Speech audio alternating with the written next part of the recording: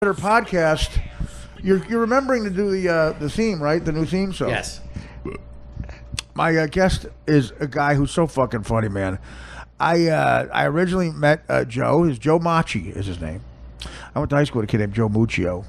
Reminds me of that Mooch we used to call him. He our prom weekend down at Seaside Heights at the Franklin Motel on Franklin Avenue. He OD'd on angel dust. He drank what he called dust tea. Jeez. After they smoked the angel dust, they took the wrappers. The angel dust came in the little bundles, and they put it in like tea bags, and to get the purest of its form. And he drank that, which is advisable. When you run out of angel dust, the great thing to do is get more angel dust somehow in your system. And in front of my room, where I was in there with my girlfriend, Supercardi at the time. She has a different name now, and her husband's under indictment. So I'm again, personal life. I'm going to take a book out of Joe Moochie's page, whatever. And he knocked on my door at 6 a.m. and said, "Artie, it's Mooch." I said, "Hey, Mooch, you okay?" And he goes, "I can fly." I said, "You woke me up to tell me that?" I said, "You've told me that a million times." And then we were on the second floor, and I had to stop him from trying to fly. Oh, God. And then he passed out. I threw cold water on him, and my other buddy Steve said, "Dude, he's got lewds on him." I said, "What does that mean?" He goes, "You're going to get the lewds wet." I said, "Oh, well, I'm so sorry." I said, my bad. My bad. 1985, no cell phones. I ran.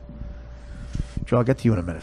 I ran to the Seaside Heights Boardwalk, 10-minute run, and I was in shape back then. Three phone booths I had to go to before one worked, you millennial fucking spoiled pricks. One of them had dog shit on it. Oh, God. I think it was dog shit.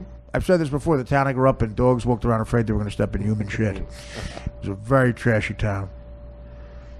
Joe, do you mind if I edit in you laughing at that? Yeah. Didn't the motel have phones? No. Wow, that's not a good motel. No, it was terrible. They we were prom kids. They took advantage. And the guy who owned it was connected. Oh. So we didn't want to. It was a great hotel. Exactly. One of the best hotels ever. Washed away in Sandy. Oh, it did? Hurricane Sandy. Yeah, we were all very upset. I think that's the first time I left a quarter pounder with cheese. I think in '85. I think that's the first time it got washed away. Oh, God. I left a McGriddle there, and then I went back. It was. Anyway, I find a phone that works. I call the cops, and these disgusting cops come down. And my buddy Steve had a jacket on. He also drank dust tea. And he's like, I said to my buddy, my other friend, I said, "Listen, guys. By the way, one of the kids in this story, producer of a major talk show in California. Okay. I said, guys, I'm going to have to run. Mooch is going to die. I said, Mooch is going to die. So I have to run and get help. I said, the cops are going to come, and you got shit on you. You got 20 minutes. Get out of here." I come back. By the time I get back, they still haven't been able to get down the stairs. I said to my girlfriend, I said, "So why don't you help them?" And then I realized what I said. I said, "I'm sorry. Go back in the tub." So they didn't make it down the stairs. The cops pull up as I'm trying to walk them down the stairs. The one kid had on a button that said "cunt." That's all the button said. And he had rolling papers on him. So the cop finds rolling papers. Mooch is turning blue. The cop had an attitude. He goes, "What are you going to do with these?" He's the rolling papers. And then he doesn't respond. And "Why are you responding?" And I tried to say something. He goes, "Shut up." I go, "All right." And then he goes, "What's this mean? You're a cunt? What does this mean? You're a cunt?" And the guy said, "No, it means you're a cunt." That's all he said.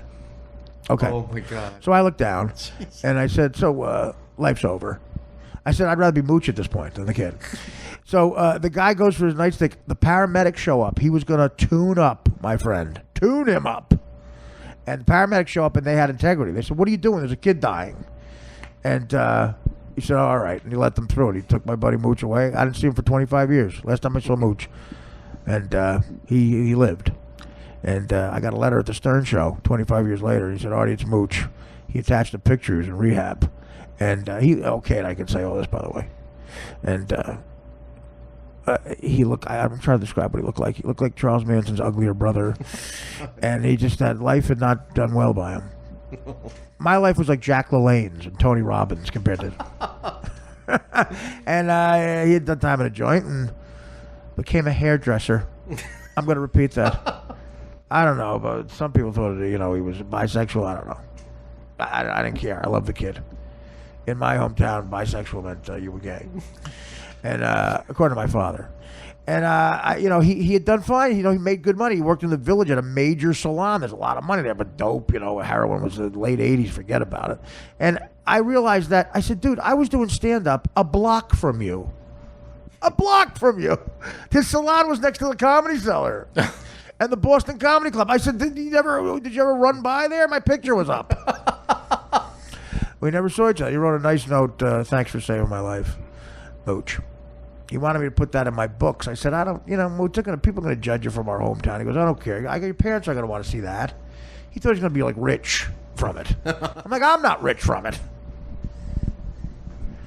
Anyway, Joe's like breathing down my neck to talk about him. So. No, you saved the guy's life. First time I ever you don't told owe him anything. Yeah. Well, thank you.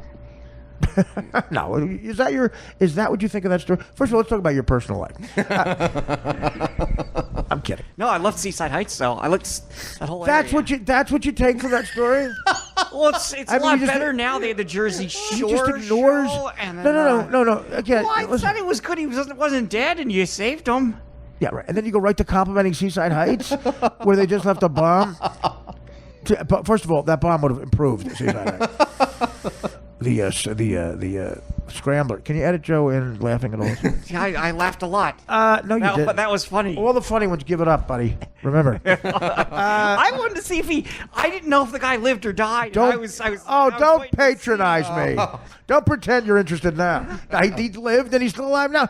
As a matter of fact, Dan, you met him. He came up to the when Nick and I were doing the radio show. Remember my two buddies who visited, and the one kid was tattooed up, up to his neck. Yes, that was Joe Moochie. Wow. Oh, yes, I do. And I said, Mooch, you want me to put it in the second book? I said, I got to crowbar it into the second book. He thought he was going to get laid off it.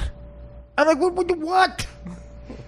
He used to get a lot of pussy, he said. Maybe a lot of cock, too. I don't know. I said, I don't care. He goes, because he seemed afraid. I said, I've been enlightened. I'm not our buddies. I have gay friends, hair and makeup people and Mad TV. Forget it. They moved to Thailand now, but I love those guys. True story. The guy who did my hair at Mad TV, gay guy, Matthew, he was so fucking amazing. He walked up to my hair like Clint Eastwood. He would rip a wig off my head, and my hair would be all messed up, and you got to go into a next sketch, another brilliant sketch, where I got to play, I have my own hair, because I'm doing the character of Artie Lang.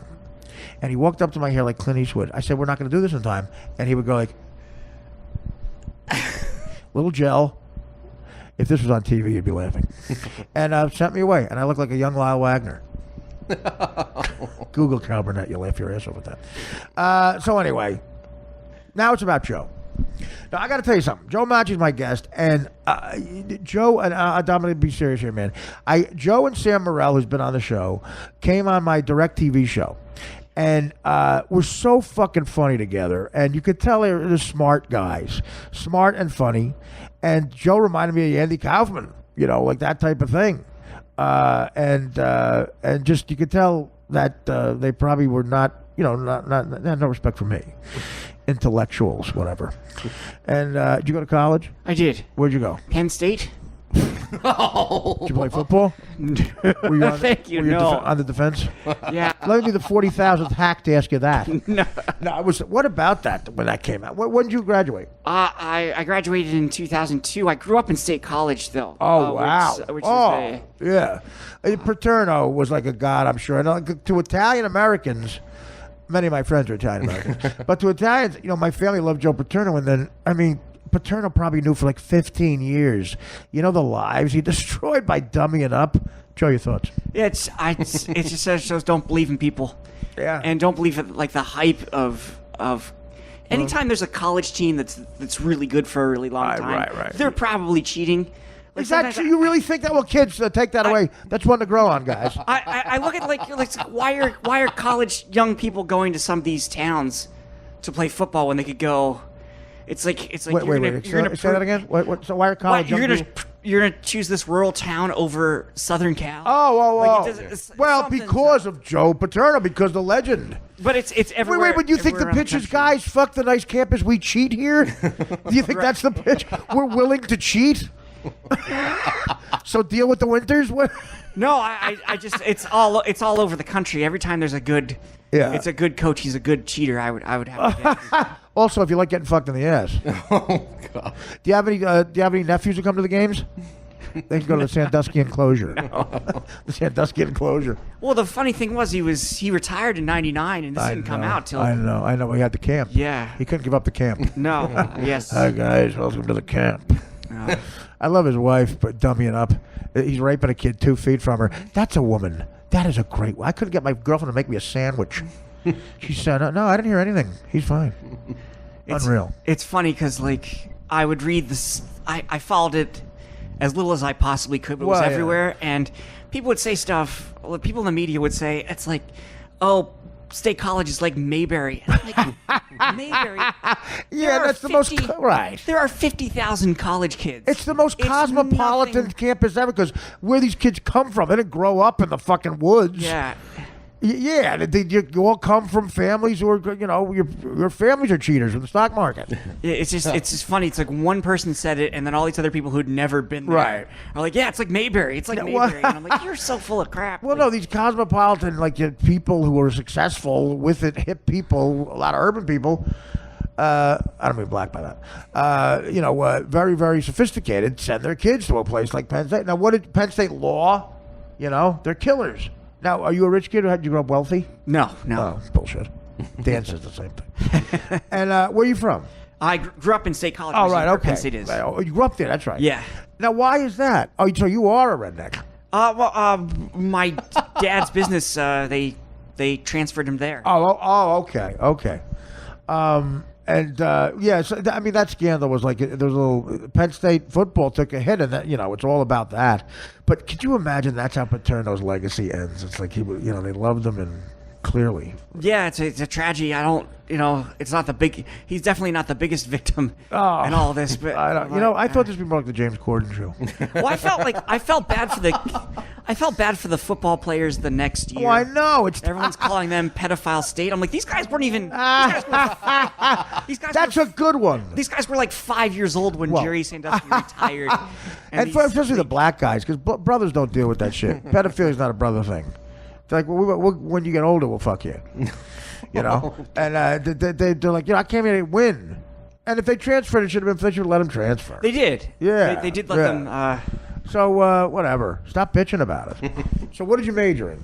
Communications. Well, you're good at that, man. Jesus Christ, I barely know your last name. Oh, it's Mackey. Is it Machi or Mackey? Mackey. Have I been saying Machi? It's Italian, yeah. I know don't it's like Italian. To correct people. I don't like to correct, it's like... Well, you should correct it's people. no big deal. It's just a name. You politically correct people. That's your problem. No, I don't. Well, that's why you're not laughing. I wanted to know if the guy didn't die. No, I'm not talking about that. I'm talking about all my black stuff at Penn State. I didn't understand. I didn't understand the reference. Oh, Jesus Christ. You think... Well, actually, that was kind of what I call black hack. Whenever there's I used to do a bit when Titanic was out. I say, when the movies are so popular, I would love to be a black comic because it's so easy to write. You just go like, now, Brothers was on the Titanic. That shit be different. Like, fuck the bitches and children. I'm getting on the lab boat. Jesus, Joe. Anyway. No, I hate. I hate stereotype jokes. It's just that won a Grammy. Yeah. What stereo? No, exactly. I'm making fun of the stereotype. I know. That's why it's like I can't. No, you're making fun. No, you're saying I'm the stereotype joke. No, I say you were making fun of it, and like yes, I thought you were saying why didn't you laugh at that? I'm Could like, you Google irony? How much did they pay Ice-T for the best Geico commercial ever? Finally, I laughed at one of these things. You see this premise? No. They walk by a lemonade stand with 2 kids, white, by the way, and no Asian, no black. What the fuck? Where's that neighborhood? I'm sorry, Joe. And that's the guy. And they say Ice-T, and they go, no, lemonade, Ice-T, and then it's Ice-T, the rapper. Gary Shelley. Do you think that he would get that though? What? He's like, oh, that's also my name. Jesus. See, that's funny. It's not laugh out loud funny, but it's funny. Like after I text that, I wouldn't put LOL, but I accidentally put LOL the first time I texted David Spade with texting, and I put LOL, and he texted back, first of all, I'll let you know when something's funny. And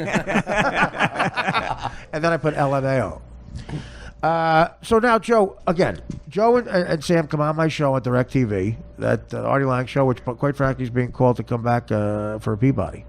A lot of people on Twitter, right, Dan? Yes. People love it. They love the clips. Or I would say a MacArthur Genius Grant. That's right.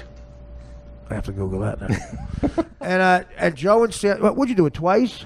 Yeah, twice. And they were so funny and just great. And then I saw both of them do sets at the Comedy Cellar, and they did not disappoint. I'm always afraid to see young comics I like do a set, and then you think they do a stereotype joke. I'm a better comic than I am a podcast guest. Well, that's debatable. But it sounds like you're a better storyteller of your personal life than both. No, you honestly, you're funny here too, but your jokes are just so funny. The Hitler joke I talked about. Now, do you know that the New York Magazine, after I saw you do the Hitler joke, we talked about this. We did. The next day they tweeted out a poll. Yeah. If you go back in time and kill baby Hitler. Which is your joke. Yeah, and it's possible someone was in the crowd and they just... I don't know. First of all, very possible. Yeah. Okay? Those New York Magazine intellectuals go to the Cellar all the time. SNL writers go all the time. Different publications, New York Times people, and they fucking lift shit. Yeah. Absolutely. Fact, you worked for them. I can't say definitively, but like... I can. My problem is that they were basically asking people to come up with punchlines to my joke. So I didn't want to get... Right, exactly. I didn't want to be told that I stole my own joke. I know. Could you imagine? And first of all, your punchlines for it are so great because you go on with a really original take, which is what a great comic does. The thing you expect, that's not it. You know, you talk about a bloodbath. You got to go back and kill Goering and everybody. Yeah, it's like it's like what if the time machine broke and Right. having to explain why I just murdered Very plausible. this baby. Very plausible. If washer dryers break, time machines probably break all the time. It's like the whole premise of Back to the Future is time machines are very unreliable. Maybe you shouldn't have had a DeLorean. How about Michael J. Fox goes back to the past and says, "Could you work really hard on Alzheimer's or what's he have Parkinson's? Work hard on Parkinson's." Yeah, can we really? He gives a lot of money to Parkinson's for no Alzheimer's reason. too, but mostly. Look, we're riffing. Yeah, let's work on all that stuff. What if he also gets Alzheimer's? Yeah, That'd be terrible. that's Back to the Future 4. But that'd be great because he could forget he has Parkinson's. yeah,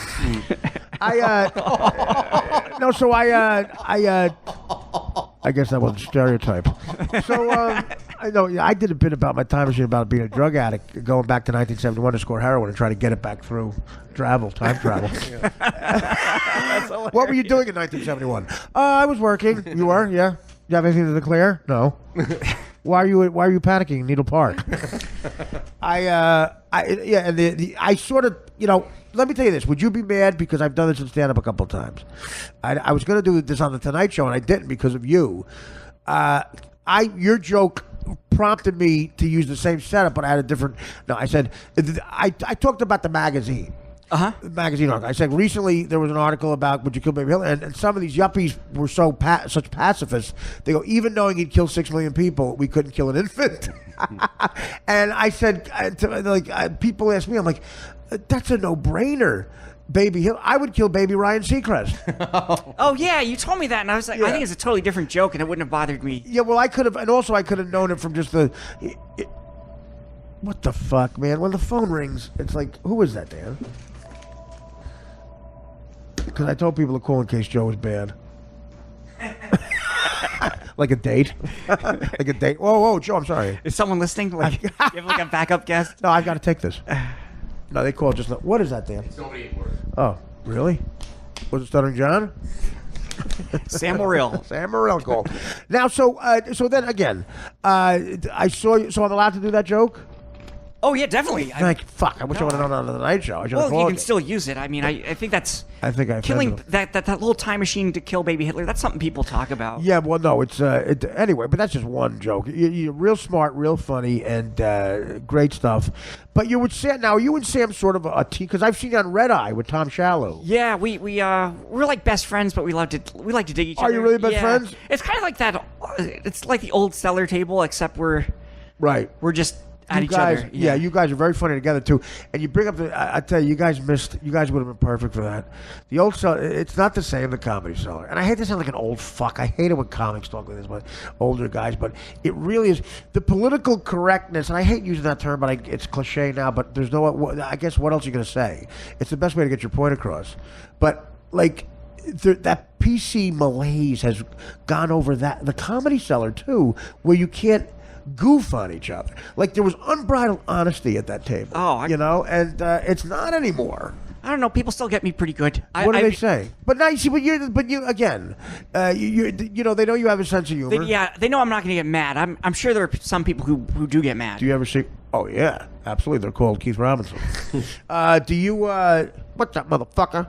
Sit down. Look at the fucking shoes, man. Keith is great because if you think you look good in a shirt and you aren't sure, you call Keith Robinson. Send him a picture. You will know if you look good in the shirt. He's honest about everything, and a good man. And he was like the guy that was like the perfect example of the funniest guy at that table. But do you ever secretly get mad? You know, I do remember one time a comedian that I don't think is a good comedian. Right. Made a joke about me, and I wanted to say... Oh, you're a bad Say, comedian. that's a great comeback. I wanted to say that's really funny. Now that you're writing jokes, maybe you could update your act or something. But go back and add jokes to your act. To me, like, I'm not friends with this guy, right? And I don't think he's a good comic, so it wasn't worth it to me to get that laugh, to just have this animosity. I can just live and let live. If that's what that guy needs, that's great. You know, I'm not going to be mad about it. Absolutely. Well, the next time he does that, to me, there's a lot of material. I mean, the first name Aziz. You could do so much with that.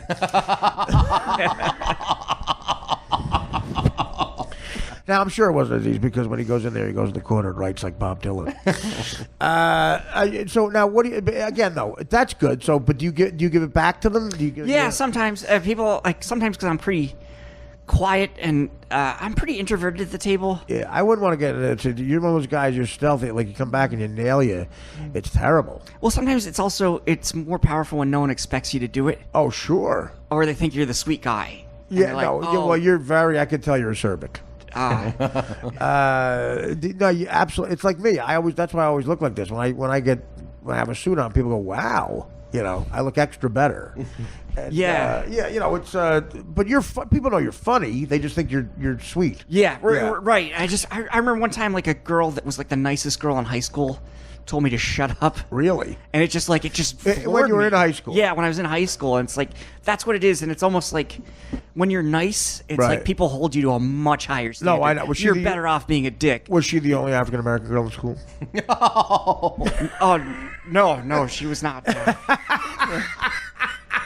Yeah, I went to school very diversified. We at high school in the mid '80s, everybody fucked with each other, and racism, overt racism about everybody just flew, and people's mothers would have afflictions that would come up. My whole problem with it is that like we've kind of told kids that self-esteem is by people just being so worried about offending you that they never say anything. Right. Where self-esteem really is something that should come from within. Sure. Where it's like if someone says, "Joe, you're ugly," I should be able to get through that. Yeah, okay. Instead of like now it's just constant patronizing. Yeah, well that's true, which is worse. And worried about offending everyone to the point where it's like sometimes I'm grateful that so many people on the internet have called me a she-male that it doesn't mean anything to me anymore. I'm surprised it doesn't mean anything. Well, I'm surprised those stupid idiots can be that fucking perceptive. No, I know, and that's a funny dig. Well, listen, like well, I mean, Jesus Christ, I mean, look at the condo. This wasn't built by Bad Joe. I say that as Jeff Dunham gets on his jet. So you, no, honestly, did you know you wanted to be a comedian in high school? Yeah, I knew when I was a little kid, but like it's so hard to. It's hard to get started in comedy because there's really no right way to do it. I watched Comedian, Seinfeld's documentary, and I learned about all the clubs through that, and then I researched them on the internet. But like when you're a kid in Pennsylvania and all you saw of New York in the 80s and 90s was crime. Right. So it's just like, it's a really intimidating. Well, it got better. I mean, did. Listen, you pre-94 pre-Giuliani Times Square before he took money from Disney and literally bulldozed homeless people off the street. I mean, Times Square was, gritty and fascinating. And people forget that. They say they missed that in New York. Okay, it was fun, but something had to happen. There were people with knitting needles coming out of their foreheads, just sitting in front of where the Lion King is now. People are surprised when someone gets shot in Times Square now, and that's good. I know, that's a good thing. But to me, I think a lot of the homeless child molesters they just gave Disney uniforms. It seems, I guess, right? And the uniforms stink worse than the people. Can the Pluto wash his fucking outfit every once in a while? There's 8 Elmos at a time now. It's like, why are there so many Elmos? Because listen, that's just the best one. I guess so. That's the famous one. Wasn't there a story about an Elmo grabbing a kid's ass? Right? There was. Yeah. I missed that. Yeah. There were not in Times Square like the real puppet. But no, there was something so fun. We used to go to get fake IDs. I went from when I was a kid in the '80s, and it was gritty, man. But something had to happen, and literally, Giuliani took money from Disney and just said, "Go nuts," and they gutted those theaters. I used to walk by there going, "Wow, this used to be a Broadway theater. It's great," and it's just And then crack came. Price of pussy went down to $5. It's a great Charlie. What the fuck? There's a comedian named Charlie. That's his joke too, and he died of age. Charlie Barnett, I think. He used to call them crack sets he did in Washington Square Park. You ever hear that guy?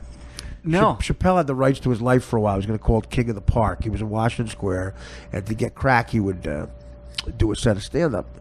And he had that joke. Price of pussy went down to $5, and there was one other joke about Kunta Kinte changing his name to Toby. Like, that's a tough motherfucker, man. That motherfucker would hit me one time. I'd be like Toby, Bobo, banana. So you got to New York, what, about 2003-ish then? 2005. Oh, okay. Yeah. Wow. And so you made headway pretty quick. So how long before you passed at the Cellar? I didn't pass till December 14 because I'd done Last Comic Standing and I was a finalist. 2014. Yeah, okay. I passed at the Strip for late night in 2006. Yeah, and then I didn't get a real spot there till December of 09. It's so hard. It's so hard, and it gets harder every day. Right. Because more and more, I think I don't know if this is true, but it seems like there are at least 3 or 4 times as many people doing comedy than there was when I moved here. You know why? Again, you talk about the patronizing thing. Nobody's honest with people. Nobody tells people they suck. So they keep the guy code people are infecting. The guy code and girl code tour. There's 80 people on it because they all have 2 minutes. Right, and it's crazy. And there's some legit funny people. Oh, sure, no, absolutely, on there, yeah. But a lot of those people they don't have nearly the time, and MTV. They want people who look a certain way. Well, they that's look what like I mean. young, Yeah, young and absolutely. hip. And look, I don't blame them for doing it, but there's just you got to be good. Yeah. Well, I know, but some of it's all attitude. It's not even just like King Charlemagne or whatever his name is, the DJ. Like this is what he does sometimes. He just goes. Pfft. That's the joke. Like Janine Garofalo with her eyes. This was Janine's joke. This is how she made $2 million in the '90s. $2 million. God, she must be thinking something smart. Yeah. And then that guy Charlemagne guy just goes. Pfft. Then they cut away. But I think the interesting thing about stand-up is like failure makes you better. If you're gonna exactly right. How else do you fucking know something's good? Right. Yeah. Also, it's hard. I don't know if these younger comics, they're going to be good someday if they stick with it and fail a little bit. But it's hard. It's hard to be good when you're 20. That's what I mean. But they might not be good someday. That's true. Don't tell them that. That's true. Tell them odds are you're not going to be good. I think right now I'm doing a bit about the movie Rudy. Right. Where it's like they say it's inspirational. Yeah. And like then he plays the last year of his career. They put him on the last play of the game of a blowout because the players begged. And I'm like, if anything, that inspires me that when people say I should quit, I quit. If a lot of people are telling right, you, that's what I mean. You suck. There's like way too many people doing art. No, I know.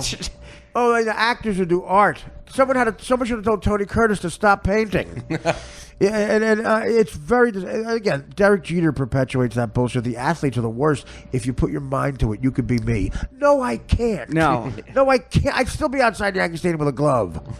Sports is the hardest thing because, like, well, yeah, that's a definite, though, right? But comedy, unfortunately, is people's opinion. Like, some people go, "No, I am funny." They have that confidence, right? Most people who say that are not funny. Most funny people are like you, no confidence. Usually when a comic does poorly and they come off the stage, and they think it was great, I'm like, oh, that's an act that's gonna fail. I know. I wish I had that. Yeah, I wish I had that happier. fucking veneer. I know. Excuse me. But all those comics at the Cellar, a lot of those guys are really great. It's guys who they do okay to good, and they didn't think it was good. One more time, Joe. No, that's okay. Keep sniffling. Keep talking. Oh, okay. So Man, how about that debate, huh, guy? Who's good at the cellar? Almost. No, the cellar again is mostly. You know, it took me 2 years to pass there, and then I got there, and Manny was still alive. The guy, Noam's father, Jewish right-wing guy. He was so unique, but what a storyteller.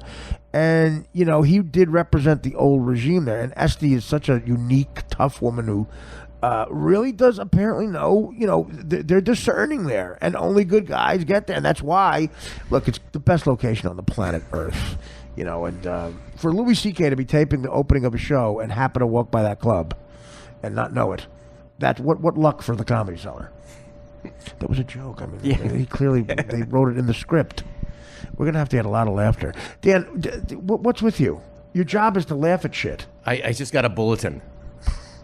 From Dave Juskow. NFL show, Juskow, traffic is heavy, leave by 5:55. I don't know how he got on my computer. Tell Juskow there's a good chance I will not be there. How did he get on my computer? Tell Juskow there's a good chance I will be opening for Michelle Wolf. Juskow, they give Juskow 2 hours on a Tuesday, and he has to be out of there. It's only an hour and 10 minutes because Michelle Wolf is running her O2 Arena set. Oh, that's an interesting. I did some of the Louis tour with Michelle and Joe List. Oh yeah, yeah, that was a blast. No, they're very funny people. Yeah. Very funny people. I was on tour with Angie's List. Thanks, Dan. Jesus. I mean, Joe. I thought you were a fan of mine. I am. That's one of the funniest jokes I've ever written. Send this back to Juskow. Bulletin. Artie won't be there. Okay. Artie leaving at 5:56 because of Macho interview.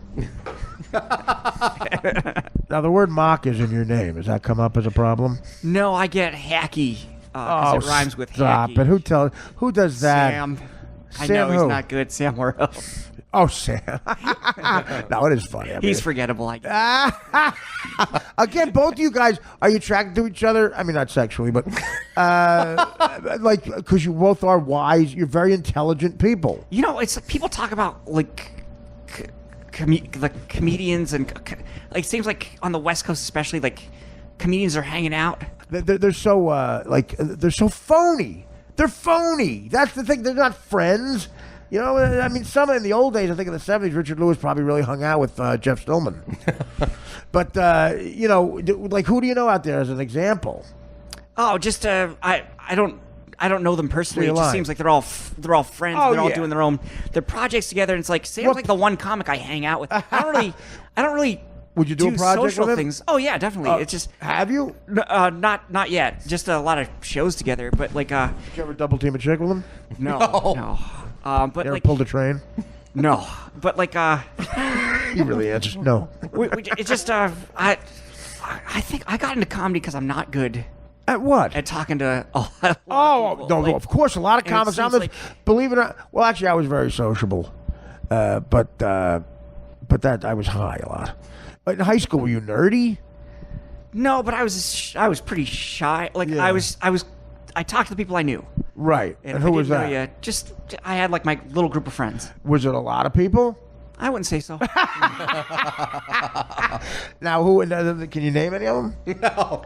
Because I asked Dan. This is how he tries to get me with this every No, time. Dan Joe. had no friends. Yes, I Dan did. left high school when he was 15. Clearly, something happened. I could name them, but like I don't have their permission. Oh, what? Just do you think you'll be sued as you out them as a friend of yours? I have terrible anxiety, and if I say something, I'm going to worry about it again and again and again.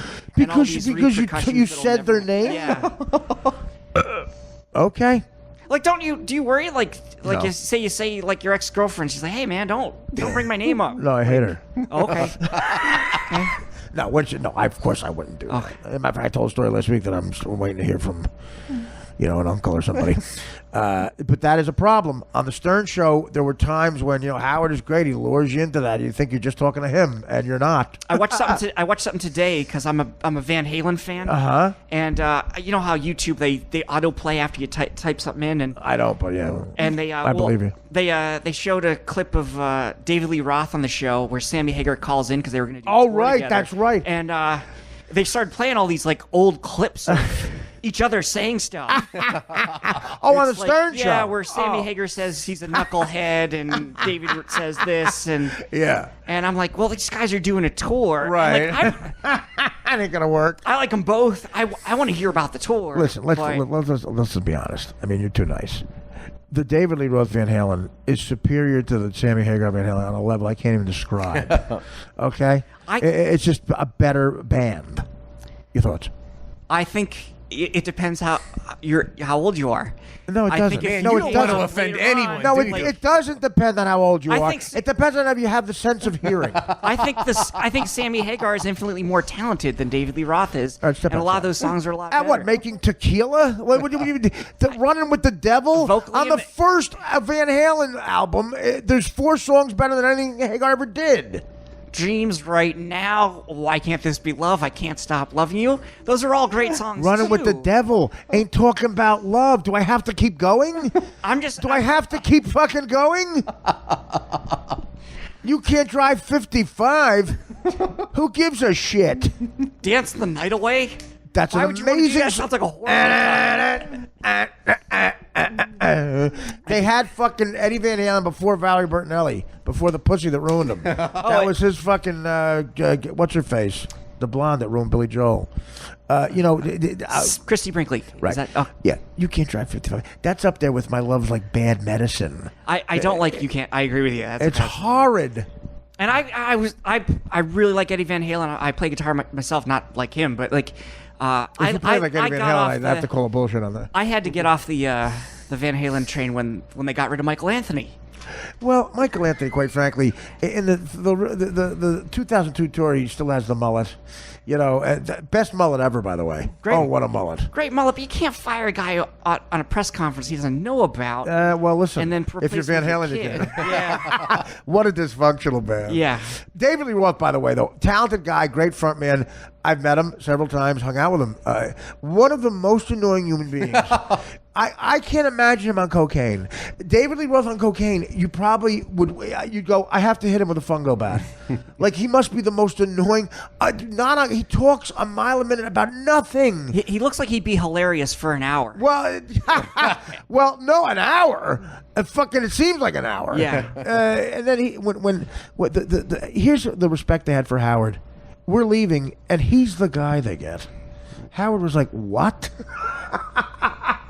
What? I thought it was a joke. And they asked Chicago if they wanted David Lee Roth. They said, you're out of your mind. David Lee Roth was like, he comes in, and he goes to Howard. He's giggling about it. He goes, believe me, Howard, I perform for 300,000 people. This is pretty easy. What?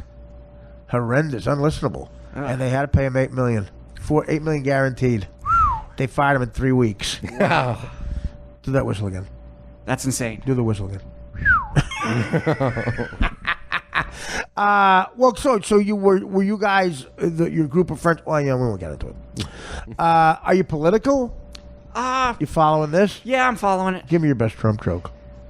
I said on a podcast. I think I may say it on Opie and Jimmy, or maybe it was here, but we weren't recording it. Right. And it was before he was even the nominee about how he was like Biff Tannen. And now that's like a common joke, and I'm like, damn it, I wish I'd have been out in front of it. Biff Tannen, I love it. It's a frustrating election because a lot of Trump's policies, especially on trade, I agree with. Yeah. But it's like you want the person who supports your position to be articulate. Oh, I know. Or it's almost worse. It's almost right. Yeah. No. Absolutely. Absolutely. Like, if Barack Obama talked like a real black guy, forget it. Obamacare would be even more confusing. I just remember that Joe Biden clip where he said, "It's like, you believe this? This guy's articulate." That's great. Well, the definition of articulate is it's not someone who can speak well. It's a black guy who can speak well, because that's how sports announcers use it. That subtle racism. An articulate young man. It's never like Wayne Corbett. It's always fucking Ahmad Rashad. Now, the thing, Obama's a rock star. That's the problem. I would give him a third term and a second. I would go, just let him represent us more, because these two are just. Hillary is now. The more annoying Hillary is the one that's gloating. She's gloating now about if you want to just punch her in the face. Those big white trash chompers, just like. Anybody see that debate last night? Oh my God, that's why she hates a blowjob from her. Those teeth, right? Yeah, and I don't think it was I thought she won the debate. I didn't think it was a gloat-worthy performance. Well, that's what she thinks, though. Gloating is also that also makes you look bad. It's like so does bloating. That's what I use. Do you realize? I just realized this. If you put a beret on, you'd look like Monica Lewinsky. I get Sinead O'Connor if I had shaved. I have a very effeminate face. I get a beret it. on. I get it. Put a beret on, and I'm telling you. Do you shave? I do shave. Okay. Yeah. No, a beret, what, right? A little, you gotta be chunkier, though. You gotta be a little chubbier. Now, what were your thoughts on there. How? So I'm trying to think how old you are. How old do you say your age? I try not to, if I can avoid it. Well, let's do the fucking math. 2002, I'm sure you were a smart kid who graduated on time. 2002, you were 22. I'm 37. Damn it. I would have got it. I would have got I it. don't want to make you have to do all the math. What are you, abroad? You afraid? Are you really want? Do you lie? What do you take? 2 years off? No, I say that's my real I'm saying age. take It's 2 just years that- off. It's just that I kind of feel the industry doesn't want older comics. The industry wants you to take 2 years off. Oh, that. I mean, as a vacation. Joe, take 2 years off. I should. Who is your? Do you have a big agent? I'm with Innovative Artists. Right. No, they are good for kids. They get me on the road. and Exactly. That's what and I you're want. a pro. You're a great comedian, dude. That is. And you know how long people are in this business and they never get to be that. You know, and that's fantastic. It really is. I mean, 37, I think you'd be a little farther along with some other stuff. But now, what about acting? Can you act? No, I suck at it. And then, Well, don't tell people that. I just feel like it's tough because it's so hard to make it as a stand-up. Right. You know, you try to go. I do these road shows, and the Fridays and Saturdays are great, but sometimes the other shows are rough, and you want people to go see good comics. It's But depressing. even like if you walk down the street, like Bill Burr and Louis are two of the best comics in the world. But Right. I bet if you asked a lot of people, they don't know who they are. But That's the problem. They don't. I know. I gotta. Thanks. And then, you could have you yelled know, that out. Kevin, No, I know. That's the problem. The famous comics now. A lot Right. of people don't know who they are. And Kevin Hart's a great comic, but he's so famous too because of the movies. And like if you don't do that, but even stuff- he's a little specific. It's Right. what Kevin Hart did that was so brilliant was he didn't go to NBC, stayed true to like the color network, the black network, BET, yeah, and Bet I call it, and really concentrated on that market. And now he's selling out stadiums. He built a loyal fan base. He kept going back to that club in Philly and helping them Right, out. exactly. And, I mean, the guy did a lot of smart Yeah. business moves, and that's what Dane Kick did too. Kick. I mean, you know, of course, I think Kevin's funnier, but I gotta go. Jesus Christ, you want to come to the cellar? I can't. I have to go do another show. I'm there later tonight. Where? I'm doing Hot Soup. It's Mark Norman's show. On the yeah, Mark. There's another one of you guys. Is great. One of you young guys. Was yeah, great. another great comic. Where is he? New York. Yeah, it's in. I have to go to the upper All Upper right. East. You think there's gonna be traffic when you're out there? It says 32 minutes, and you have about 30. 32 minutes to go through the Holland. Yeah. You put Holland Tunnel, right? No, actually, it was the Lincoln. Lincoln. 32 minutes to get to the cellar going through to Lincoln. Yes. I gotta keep going because it's gonna get worse. Come on, I could drive you through the city if you want. Oh, that's okay because I'm just gonna. You got anything to plug? But plug your stuff, Joe. Oh, you can catch my half-hour special on Comedy Central on Comedy Central's website. I guarantee that's great. I'm all kidding aside. It's got to be great. I can't wait to see that myself. And you can see me at the Cherokee Casino in Oklahoma, October 22nd. That's awesome. And what's your Twitter and stuff? Twitter, it's at Joe Mackey, Machi. Thanks, Joe. Again, we keep doing 20-minute sets. Next time you come back, just come back tomorrow if you want. Book him like next week if you want. Would you like to come in next week? Definitely. Yeah, come next week. Okay. Funny as you're great, and thank you for coming in. Thank you for having me. Appreciate it.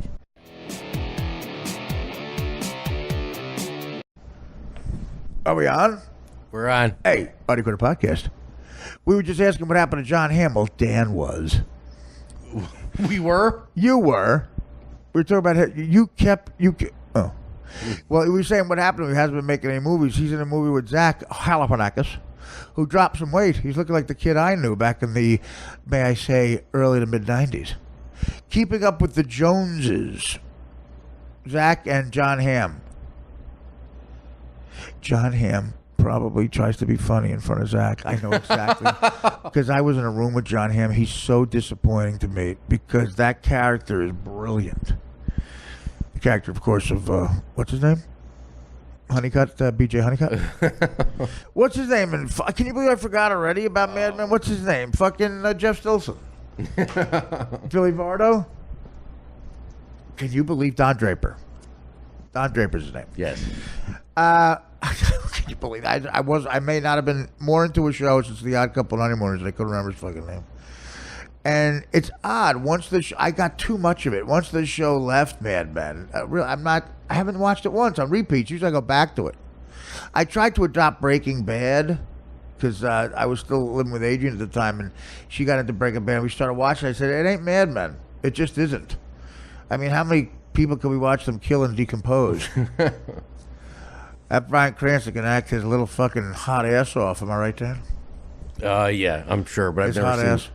I didn't watch Breaking Bad, so I don't know. You didn't? Why? No, everybody talked about it. I probably should have. I just never got around to it. And then when I saw I had like what are you doing? 7 seasons, I'm like, oh man, I don't have time for. Well, 7 I mean, listen, I'll fill you in 2 seconds. Guy's a school teacher, gets sick, starts cooking meth. That's it. Bye, thanks. Where's the episode?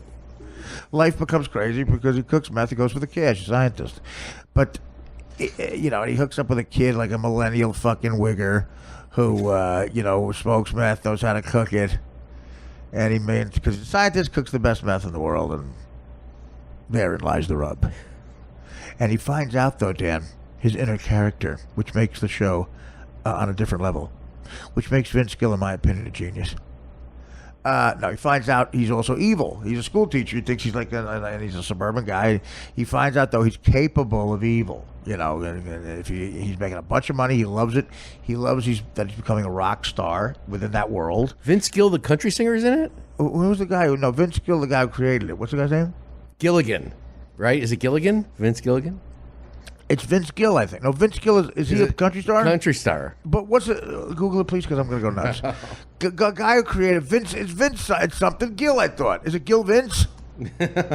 Is it Gil Hodges? Yeah, the guy who created it. Vince Gilligan. His name's Gilligan? It is not.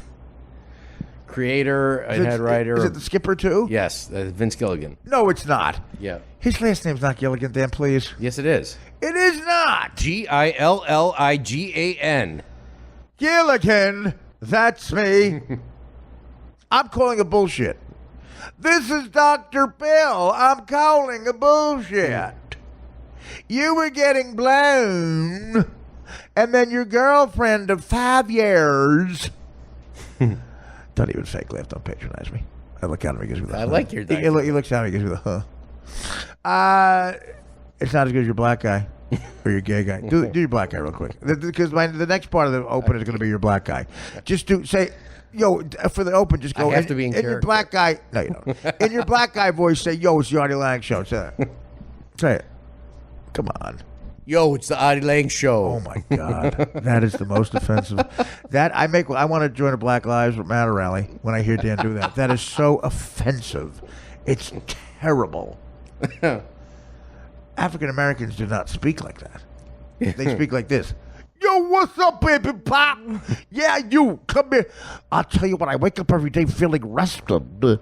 When I sleep, when I wake up on my pillow, I feel rested. And even though I'm not an African American, I feel disenfranchised, and I'm rested. And after a long day of looting, I need sleep on my pillow because I feel, oh, geez, typical liberal reaction. Oh, that doesn't happen. You're making it up. They don't loot. Yeah. Yeah, whatever. By that, I mean protesters. Yeah. Well, it's so funny. If I was a reporter, if I was a liberal reporter, I would go back to reality and ask a reality question. I go up to one of the looters. It's 3 a.m. on a Tuesday night, and they're jumping up and down in a car, and they have a laptop from Walmart with the receipt. And I go, guys, well, listen, the good thing is you probably got to go to work tomorrow, right? So you're going to get home? This is why I'd look into MSNBC or you know what I tell Chris Cuomo at CNN? I go, Chris, of course, we talked about this during the break. The good news is all these people have to be at work probably at 6 a.m. So this has got to die down. Yeah. Chris Cuomo's like, Tip, hey, guys, listen, good news. I just thought of this.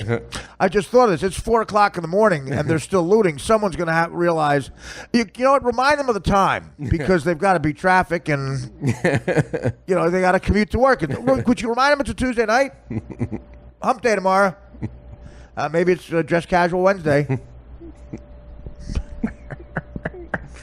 Yeah. Yo, I got to be up in an hour to go to work. Oh, that is so terrible. That's a black guy. Oh, how terrible.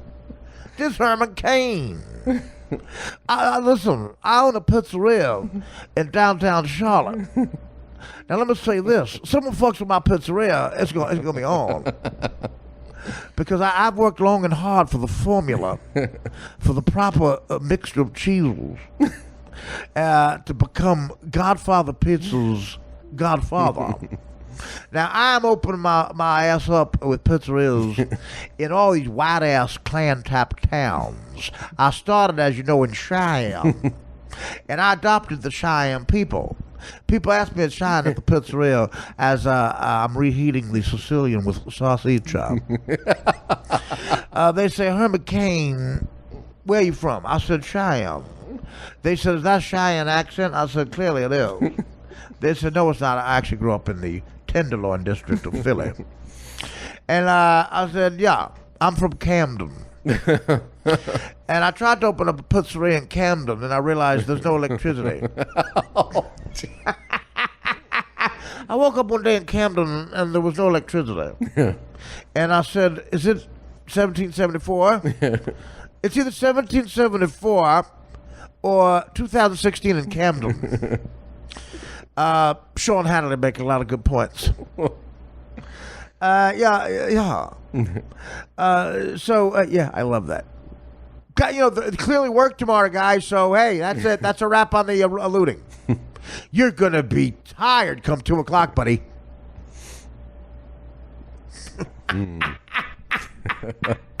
That's what Hillary Clinton said last night at the debate. The utopia that I'm sure exists only in her fat white trash head with those chompers. Oh, they're both booby looking. They're both so goofy looking. Together, Trump and Hillary Clinton look like that couple who leaves the wedding early, and you're so happy they're leaving. We gotta get up tomorrow. Oh, you guys are going? That's terrible. Here's the envelope. Is April around? I'd love to say hi. What's going on tomorrow? I'm getting a bright red Star Trek blouse made. Yeah. And Donald, of course, is going to be blustery. Yeah. Tomorrow I'm gloating. Gloating Hillary. Terrible. How many times last night do you think Obama changed the channel and said, I can't take these two assholes? Do it in the blackboard. I can't take the duet, though. Dan, first of all, thinks he's manly. Here's what Dan thinks. Here's delusion.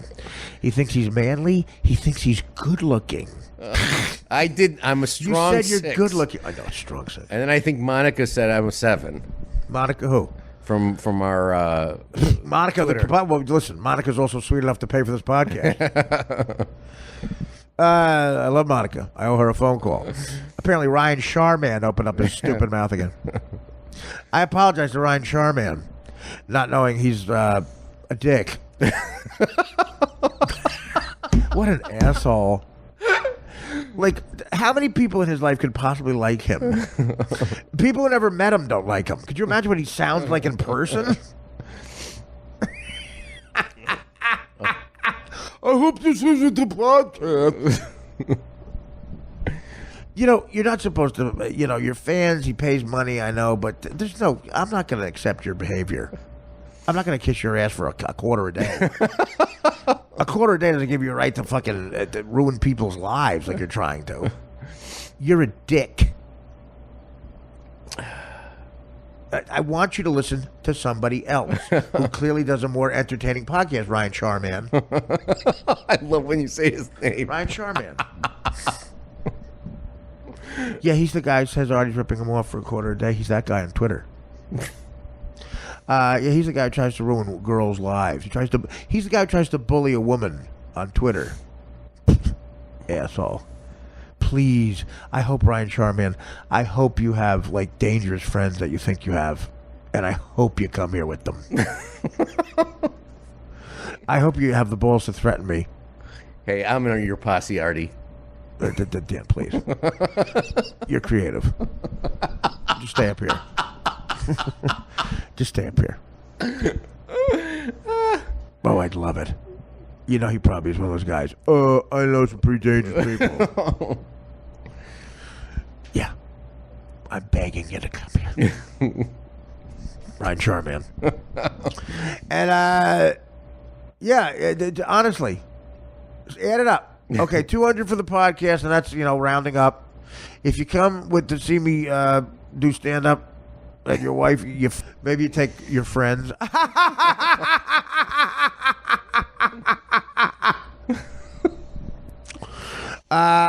Let's figure it's 2 people.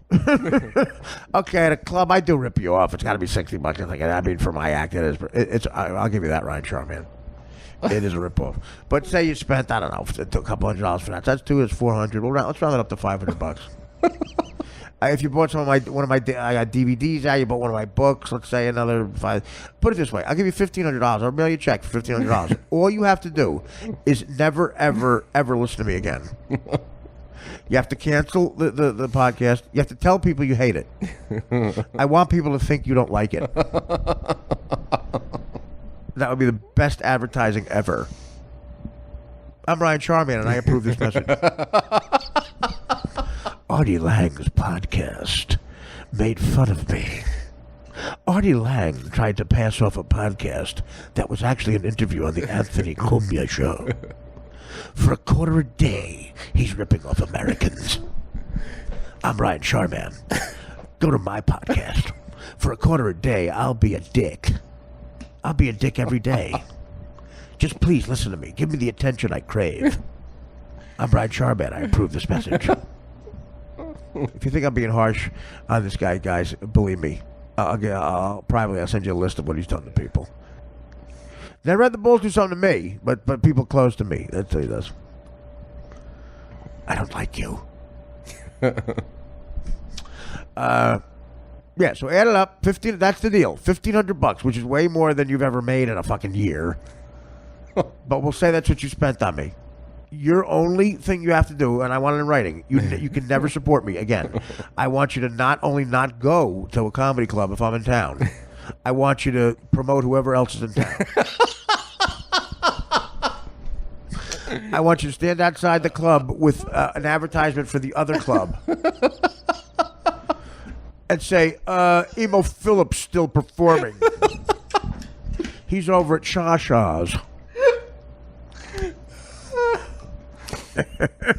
Emo Phillips. Yeah, Ryan She-Man. And I know, don't do it on a work night. And then tweet about how much you love emo. Or somebody else's podcast. Hey guys, you could have a fucking good time fake laughing at the hack fat ass who rips you off for $0.25 a day, Artie. Or you could come with me and catch Dat Fan. Or you could come with me and catch the Girl Guy Code tour. Charlemagne, the champion, is doing a set. Yeah. Good news, ex-pitcher Rick Russell is doing stand-up. I don't know where I pulled that out of. Because your guy on CNN, or is that Fox? Was that like Doug Schoen? Look at him. Look at this He looks like Rick Russell. Now that you think, that's what it. That's what Rick Russell had hepatitis C. Look at him, Dan. What is... I gotta hear him. I think he looks more like Paul Russell. What if that's really Roy and Charman? Is that a case where maybe whatever the question's asked, he's just got... By the way, is Hillary Clinton 4'2"? Remember? They had to put like a super high chair for her. Well, I'm like fine with that. Podium. I'm fine with that. I couldn't believe she stood for 90 minutes. By the way, I had the tweet of the night. I think Lester Holt. I said, "What was Lester's middle name? Bring Trump to a grinding." Yeah, say it to yourself. You'll fucking laugh. Yeah, Ryan Charman, you're gonna fucking stop following that type of wit. Yeah. Yeah. Okay, Artie's at the Ha Ha Hut, sure. But guess what? You want the Artie Quitter podcast experience? Go to Who's Playing on the Other Side of Town. Chris Cotton. Gino Biscotti. Do you have a wife who wants to sit in the front row and get called a whore? by the quickest man on 2 feet, according to some woman in Philly. Yeah. Out of Cheyenne. Getting back to Herman Cain, the thrills. So, you know, it's a tough world. And I was upset about some of the stuff Ryan Charman did, and I promised some people I would try to reason with him. And this is me reasoning with him. He complained again today. This guy being on television is an enormous practical joke. He's twitching. He's blinking. He looks like Rick Russell, man. Well, I think, I really wanted Donald. Dad talks right over him. This woman's name is Mercedes Schlapp. I want the Republican strategist.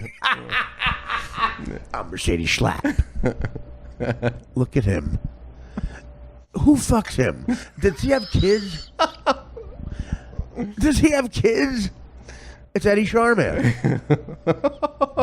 Yeah. I want Ryan Charman to have a lie detector test with that Torian. Get in here. Yeah, Ryan. Ryan Sherman. Dana. Can I take a shit first? Yeah, I'll tell you, I went to see that Jet game. Is Audie here? I'm reading the paper. But is she here yet? The colored girl. We're taking a shit. My grandkid turned 20. He's a good kid. Yeah, last night we did over the Howard wants to know what I did for my weekend. Is that true? You're fucking with me. You guys are crazy.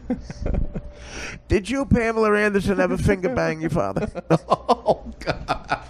Did your father ever give you a Dutch oven? No, she was deceptive. He'd come out with the rumpled papers. I'm thinking he'd come out with his figures. Let's take a look at this. All right. The first question, what's her name? She got that right. Her name is, in fact, Heidi Klum. She slept with a colored guy. Oh, yeah. Well, we knew that, though. That's public knowledge. That she was married to she married that guy. Oh, I'm sorry. It says here she had bestiality. What are you talking about? She had sex with a seal. She said. No, the guy's name is. Oh, I'm sorry. I thought that was a little crazy. I never heard of that before. Yeah, I'm sorry for thinking that. I'm sorry, sweetie. Can you forgive me? You attracted to me, Torian. I mean, me, Howard Stern. I mean, Artie. I mean, Stern. The big Jewish guy. Yeah. Did you ever call Amoroso a nigga?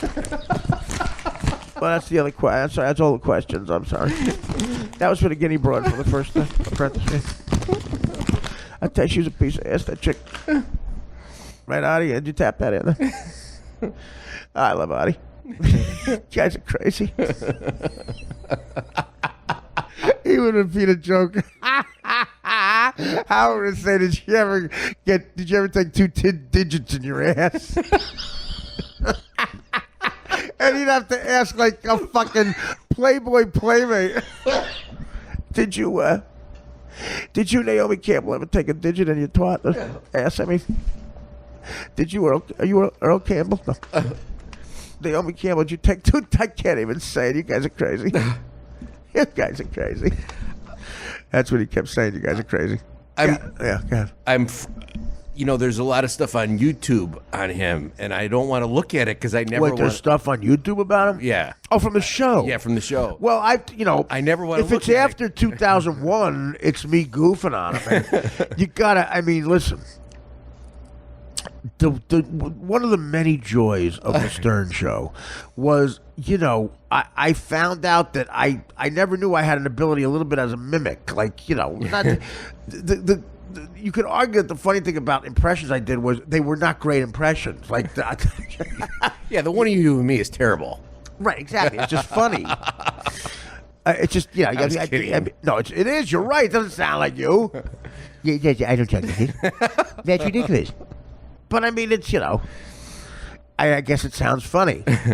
I mean, 330,000 Twitter followers can't be wrong. You know, like my Herman Cain. I mean, it's just so insulting. But Ed Torian was one of those guys, when I figured out I could do that voice, and of course, the person you had to have like it was Howard. I tried out a lot of voices that he just hated. He was going to stop doing that. But like, sometimes I had so much fun doing a voice, like Jeff the Drunk Caro and stuff, and it was never right on, but he liked it. He laughed, so he'd encourage. So I said, this is great. I get to do that at work. I would do it in the shower. Yes, I understand. The gravelly shit I'm not bad at. Yeah, like Michael Frank, need it great. Michael Frank and Ed Torian. Do the fucking it, guy. Yeah, Frank, how you doing, Ed Torian? What are we gonna do? Hey, Frank, did you see that guy? What you doing, man? What'd he say? Then what'd you say? Then what'd he do? Then what'd you do? Then what did he say when he did that? Eat a jerk off. I'm gonna do. Yeah, let's do that speech. Ed and Michael Frank, taking turns. Hey, Frankie, you see that guy? What'd he say? Then what'd you say? Then what'd he do? Then what'd you do? Then what'd he say when you did that? He's a jerk off. Oh, that's obscure. If we get nominated for the Potties, the podcast awards, we have a shot unless Key and Peele do a podcast. I want to submit that. That after hearing that, I think it's more in line for a MacArthur Genius Grant. You used that reference before, Dan. You used that reference when Last Mackey was night. here. Mackey was here. Oh, was it? It's the same show. It was, dude. He left when I turned on the Cubs game because he's a Pittsburgh Pirates dude. fan. It wasn't funny twice. Our fans first will have to see a 2-hour documentary on what the MacArthur Genius Grant is. I'll explain it to our fans. There was a general. It's not. Douglas MacArthur. Is it Tim MacArthur? You've been a girlfriend for 5 years. Sean Hannity before. This is when he's so sickening. This is when he throws his football at the end of every show. He's a dude. The guy throws it out. Is probably so mad at him. You know, if the guy drops it, Hannity's got to be, catch it, faggot! You're on Hannity. He goes, he's talking about liberal elites. He goes, I know these liberal elites, they eat in their fancy steakhouses. Yeah, where does he eat? I'm sure he's at Applebee's every night. Bobby Vance, I know where he eats. Bobby Vance, I know where he eats. I was in the same studio with him for a while. Again, the Dan stuff, he's met everybody. And we have to hear about it. He throws out the bait. You can name any celebrity. Dan will throw out bait about it because he wants to tell you a story. He wants you to know. So it's so funny, the rhetoric. You'll just say any celebrity. You just go, Eleanor Roosevelt. Really? I tell you, she really has a problem with the BO. Did you see her lover that I printed out today? Yeah, that's what I used. Ooh. Yeah, Eleanor Roosevelt. Yeah, Eleanor Roosevelt. Yeah, Britt Hume. Oh my God, what an asshole. And then you ignore him, and then he keeps saying, maybe he didn't hear me. Yeah, so Britt Hume, really asshole. I used to live with me and Mark. Everybody lived in their house in Chicago. Yeah, so what happened? This is disgusting. First Lady Eleanor Roosevelt. Again, if you young kids and you don't know what Eleanor Roosevelt looks like, holy living shit. Did they have kids? Yes. Who were their kids? I don't know their names, but I know they had kids. How did he fuck her? I know, no shit. I mean, he should get a MacArthur Genius Grant for that. She was, I mean, you know, the Woody Allen thing, like something you'd find in a live bait shop. Disgusting. This is Herman Cain, isn't it? I wouldn't even touch that white pussy. Oh. And I spread my seed all over Cheyenne. First Lady Eleanor Roosevelt fell in love with a 200-pound woman. That's great. Reporter who drank like a fish. Cool. Played a mean game of poker. Cooler. Smoked cigars and swore a blue streak. She fell in love with Jimmy Breslin. If you knew that reference, you'd laugh as hard as Dan did. She was she was a dyke, I guess. And Ted Roosevelt, even with that polio, man, I suppose he went through pussy like crazy. He was the original Kennedy. Hand jobs, I Yeah, guess. a lot of hand jobs. A hand job is, but I pass. You know what? I'm done with it. I've got a couple in my life. But, I've given like 8. Oh, God. I was in L.A. County. Yo, man, your face is ugly. I'll fuck your hand, though. Thank you. But I'm trying to tell you, you should be afraid of me. I just got sworn into the Chingalings. Use ain't Puerto Rico. I was in there with Herman Cain. Yeah, but Eleanor Roosevelt, you know what? There's never been someone who's looked like her before or since. She was odd looking. She looked like a blowfish. She really did. And I mean, just wrinkled. The only thing we have to fear is my wife's twat.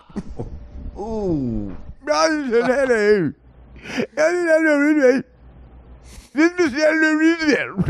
That's how she talked.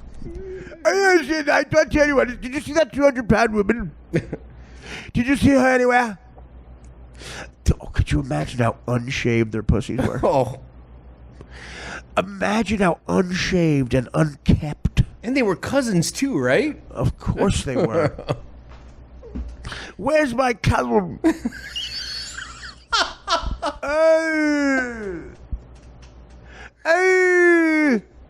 This is years before they invented Potashwa shave cream. Hey, cousin, want to shave my pussy? Get the weed whacker. Oh. I mean, can you imagine? What about her underarms? What about her tits? How saggy her tits were. Could you imagine her naked? Who gets a hard on? I guess nobody. How young did he fuck her? I mean, who gets a hard on for her? You know when you fucking, I noticed now, recently I fucked a 24-year-old girl recently. And may I just say, yeah! Arnie for 3, go! Marv Albert gave me the Ailey Wilkins, a little surprised. Over the line, go Arnie Lang hits a 3. Swish. I didn't bite her back either. It was a little embarrassing. I didn't directly give her cash. So I guess it's technically she's not technically a whore. No, but I met her in I met her outside the Anthony Cumia show. I'm a full disclosure. There was a chick who was on our old DirecTV show there, and she's done some questionable videos. She cut my hair. I found out this chick was not with her though, but she was hanging out outside. I guess she wants to get on Cumia. And by the way, sweetie, I can make that happen. Because she blew me is what happened. So you didn't use the I wrote Jurassic Park line for her? I didn't fuck that chick or get a blowjob. I only made out with her, but it was so funny. Dan's referring to this. Oh, it's such a great story. My buddy Anthony Mastromaro and Jimmy Palumbo were both with me that night. They will confirm. So funny. We were at a place in L.A. This is, when I was on the Norm Show. So I'm on a sitcom. I'd been on Man TV, a couple of movies. I had some scratch on me. I had done Conan that afternoon. I used to have this move when I did Conan. We used to do it at Man TV. Man TV aired Saturday nights. So me and Brian Callen, Orlando, and David Hearns, we go out and we tell the bartender, put Fox on. And we'd make sure we were talking to hot chicks by the TV, by the bar. And we'd go to the bartender when one of us was on. Oh, this is so embarrassing. Turn that off. Put anything. Oh, come on. I hate seeing myself, Tony. It rarely worked. But, sometimes you get them to see you on television. And everyone in L.A., here's the footnote, is a filthy whore. And they want to be on TV. If you're a regular on a network show, that is like a retard could trip in a pussy. So, it works sometimes. Brian Callen also had this amazing thing. I saw him and his friend visit. I saw his friend do this. His friend would go to the bar and look really depressed. And a lot of you dirtbags probably done this before. Brian's the first person I saw do this. And I was 27. And I come from scumbag guys. I can't believe this didn't happen. So Brian's friend goes to the bar, starts drinking, and he looks real depressed. And we go up to hot chicks, and we look sad. And a lot of the girls are such suckers. What's the matter? Well, Brian looked like Luke Perry. That helped too. And he'd go, I see my friend over there. He's real depressed. What happened? Well, listen, he's a heart surgeon. He just he lost his first patient. Oh, God. He got out of medical school a couple years ago, and you know, a lot of people say to doctors, you can't have compassion, and he just can't help it. He just has too much compassion. He's an amazing doctor, and he's young, and he's like a rock star at the hospital in Cedars-Sinai, and you know, he just has too much compassion still. The woman was older. She had a great life, and he did some miracle stuff to let her live an extra week. But then she took a turn for the worst. He flew back from Aspen, where he has a ski house. Lodge. Ski lodge. And, you know, he has skis and stuff. And yeah, you know, his father said, take the jet. And he said, no, I want to drive, Dad. I want to drive. And he got in, you know, he like a regular guy. He got in this old pickup truck. He repaired himself. He's that kind of guy. And he drove away. I thought you said he worked at Cedars-Sinai. Aspen's they have one in Aspen. What? It was working so good here. It's like a franchise. It's like a Church's Fried Chicken. So, but that was the bit. I saw it work like 3 times. He went home with 2 chicks. One he fucked. The other 2 it didn't work. But she thought he was a heart surgeon. Oh, man. Who just lost his... Now, listen to what you're telling the dumb whore in this, okay? You're telling the dumb whore who wants to be an actress that he's a doctor, which means he's wealthy, smart. You know, Brian only had good-looking friends except me. I'm the first ugly friend he had. He goes, I don't know what to do with who you are. We're going to have to tell him you're vice president. And they would fall for that, too, believe me. And... yeah, and you're telling him he has compassion, he's a nice guy. Like, all that is in that lie. In that lie, there's all shit you could get laid with.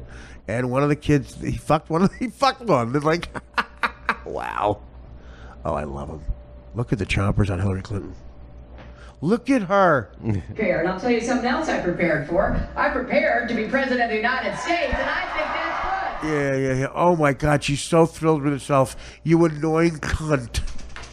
She's repeating jokes now. Look how insulted Dan is by it. Dan's in her voice. Well, I guess she's the world I wanted to have happen is happening. A woman is president. That is not true. A woman has the 12:30 slot on CBS. I'm telling you right now. If I see James Corden for longer than 2 seconds, it's like seeing Medusa. I turn to stone.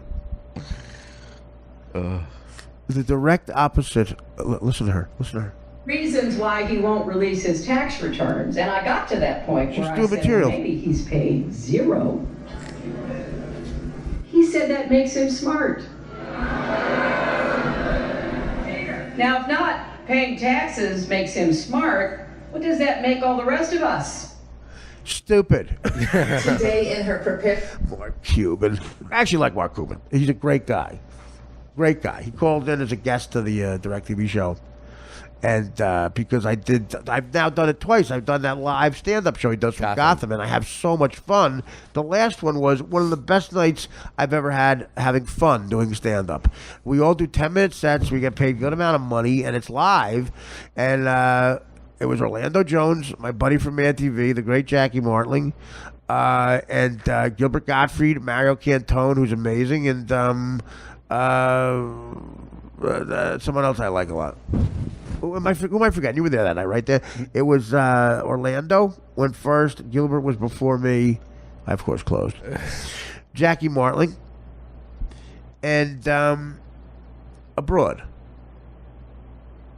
I was not there that night. Mario Cantone. And who's the broad who went? Forgettable. I guess she's funny. No, but I'm saying, and Cuban called. I hosted it once. I headlined it once. Great crowds, and Cuban was real nice about it. He's a good guy. I'd vote for him. He's like a younger, hipper, non-crazy version of Trump in a way, but he seems to know a lot about policy. I guarantee he's going to run because now, you got to remember, forget the glass ceiling Hillary broke. Trump broke a much bigger one. Like, A guy who was on The Apprentice ran for president. He's the candidate. They're tied in the polls still. After that trouncing last night, some polls still have him, and she is again making the mistake of she's getting people mad because she's gloating. She looks very childish. She's doing Trump. That's the irony. He's now getting in her head. Maybe it's a bait and switch thing. Maybe it's like, and I'm not thinking to do this on purpose, believe me, but I'm saying this could how it works. Could be what ends up happening. Winning the first one could be the worst thing for her. It's like gambling. You win the first bet. Now you're chirping. She's chirping. I used to play poker with a guy. His name was Garcia. We called him Gar, and he was a longshoreman. And I played poker with this guy, and just you get drunk, and I was awful with this. I'd be up, money. These were high stake games too, especially I was 24 making $1,000 a week. I'd be like up $8,000. The pots were heavy, and I'd be bragging. I'm up, and Gar would go. He was a street kid from North. He goes, "You chirping. Stop chirping, birdie. Stop chirping."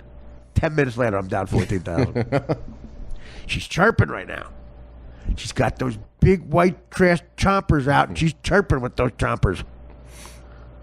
She's I'll get a pencil chomper. She's chirping with those chompers. And she looks hateable. Oh, neither one is likable. My God. He's out yelling, "Every poll says we won." What?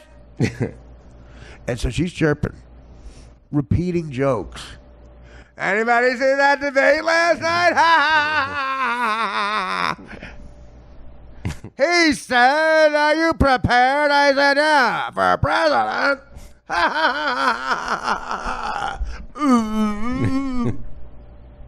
She's sucking that media dick. She's sucking the glass cock known as media. And she got Trump mad now. He's birthing. He's a birther. What stupid fucking questions. Who gives a shit if he said Barack Obama wasn't born here 20 years ago? Who gives a shit about servers, email? Nobody cares. It's down to it now. That's done. She's not going to jail. She ain't getting indicted. Her friends will, but she won't. Somebody's doing time. Her employees. Yeah. Somebody's doing time. Somebody's going down for Old Hill. Somebody's going down for Old Hill. Someone's going down on Old Bill. How terrible. That's probably one of those. If one goes down, is it that Mills chick or is it the Anthony Weiner's broad? What a double whammy that chick's getting. Oh, yeah, no shit. How terrible. What's your name? Hiroshima Makwa? Uma who? Uma Thurman? It's not Uma. I mean, damn, it's horrible information. It's Huma, isn't it? Huma Aberdeen. Okay. She's got hubris. Yeah. If Aberdeen goes down. By the way, did you see what Anthony Weiner says to this girl? Here's what it said in the paper. Some of Weiner's texts were slightly flirtatious. The phrase was slightly flirtatious. And then online, they said, go online to see them. Okay, here's the first text. I'll smash that pussy so hard you'll be limping for a week. I guess slightly flirtatious. What do you mean by that? How are you misreading these signs? Did he have his son type that for him? Oh, God. What a creep. What a creep. What a scumbag. He's a holier than thou liberal, too, probably. Now every left-wing politician, now they think they're funny. Now they write the Trump jokes. Now they all go on Bill Maher and have that laugh line. Well, Bill, Trump, if his hair was orange, that audience that laughs at anything. Bill Maher does this annoying fucking thing too. He's a seasoned comic, been a comic for 60 years. Now, clearly, I watch his show. I'm a fan. I'm not going to be a hypocrite. I was on his show and it was politically incorrect. I wanted to kill him. He couldn't have been a bigger prick. One of the worst TV taping I've ever been to.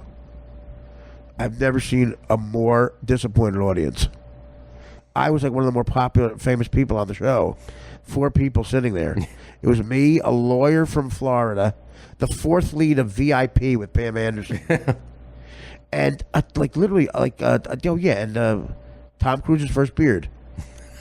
What was her name? Mimi Rogers. Yes. We heard that she was on the show. I'm sure they had great sex. It doesn't seem like they even met. What a weirdo Tom Cruise is. I can't wait for that whole story to come out. It'll come out one day. Oh, it will. I can't wait. He's a movie star for like 20 years. Looks like a model. He's in great shape. He fucking goes snowboarding and high fives you too hard. He's got $1 billion in the goddamn bank. He's famous. He's what's known as a catch. Okay? And that guy I just described jumped on Oprah's couch, happy, couldn't contain himself because he was banging Katie Holmes. How disgusting.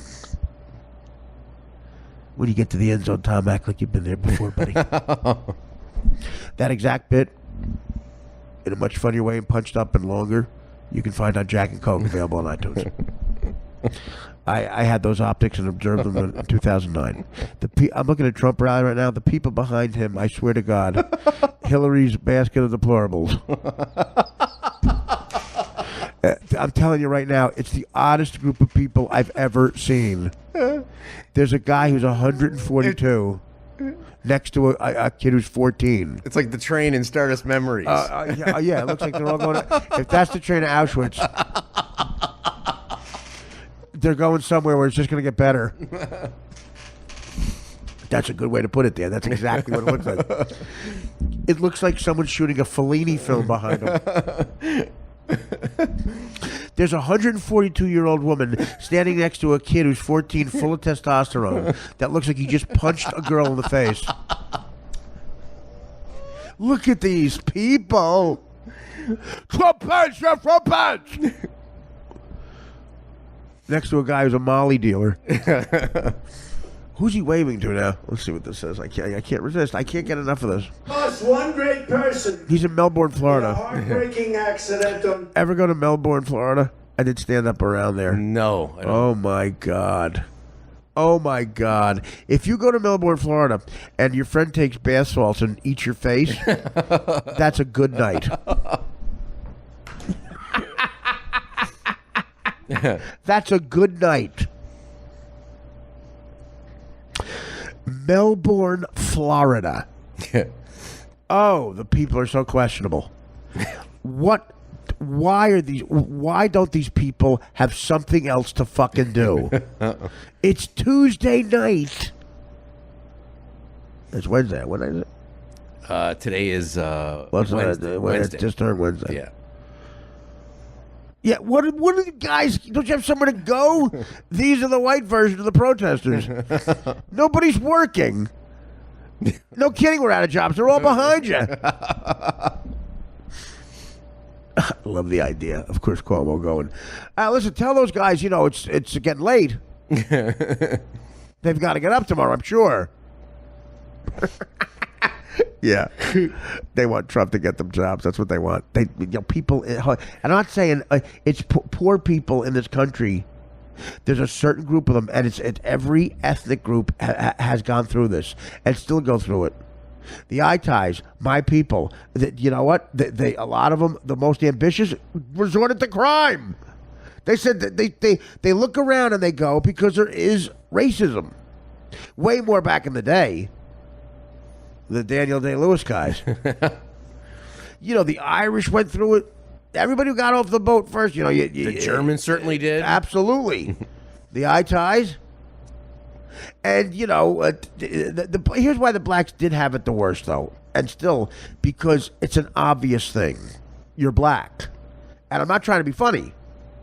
Not at all. I mean, that's, a retarded racist. Hey, you're a black guy.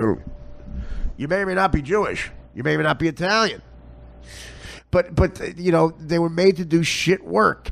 And like the Italians said, how do we get out of here? You look around and go, okay, it's America. How do we stop shoveling shit in the street? You know what? We're going to organize. What do you mean, open a deli? No. Rob the deli. And I'm telling you right now, the downfall of the mafia. From the first day, 3 fucking gindaloons in Sicily were shoveling shit while the pigs they owned looked for truffles.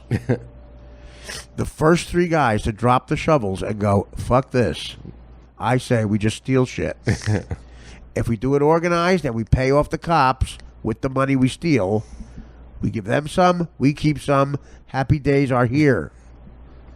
From the first 3 guys who agreed to do that, whenever that happened, that glorious revelation that made my people what they are. The one rule, okay? Don't tell the broads anything. No shit. Because they yap. They yap. Like Dan Filato. Don't tell Filato anything. Their one rule is don't tell Rick Steves anything. Hey guys, we're back in Sicily with my 3 favorite gentlemen who for some reason stopped looking for truffles in a pile of shit. And my 3 favorite erections told me this. We are going to get jobs that you're not going to know about. We're going to come back and for some reason they're rich, living in mansions on a hill. Yes. One of the gentlemen who decided he was going to tell some of the cops and his wife something ended up hanging from a rope. The victim of a horrible accident. A Mussolini-style beating. Yeah.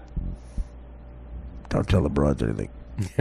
Now what do we have? Mob wives. Oh, my God. Could you imagine if Carl Gambino came back to life and he saw mob wives? He'd be like, who the fuck told him? What happened here? You know Anthony? Yeah. His son? Yeah. He started the show. Yeah. Bring him to me. I'm going to put him in Lincoln. These people behind Trump, I just can't. I guess they vote. And I can't vote. How dare you? How dare you? Wait, that's Aziz Ansari behind. I was going to say, who does that look like? You know what? He's like, Trump, why are you playing these small rooms? Yeah. I tell you, Trump studies Mussolini, and he has that thing, that posturing Mussolini used to do. He has that thing, you know? Yes. He puts his chin out. Right, exactly. And his chest. Like his shoulders. Right, exactly. Be proud. And Melania should not support that because guess what happened at the end of the Mussolini's life? They hung him up and beat him in a square in Milan, but guess who else got it? It's like the Talia's whore in the bed. She got it too. They hung up the mistress too. Poor broad. There was some nice eye contact last night between Bill and Melania. I noticed. I did a picture. How are you? Now, which one are you? Oh, I've heard so much about you. Have you had a tour of the facility? Yeah, what's these 2 girls and guy? What's our two significant others? We've heard it all, right? We know what's going to be. I'll give you a tour of the facility. Have you seen all of Hofstra? No, I haven't. Yeah. Well, I liked your speech, by the way. I'm gonna give you what you're saying should be. When I got high, you go low.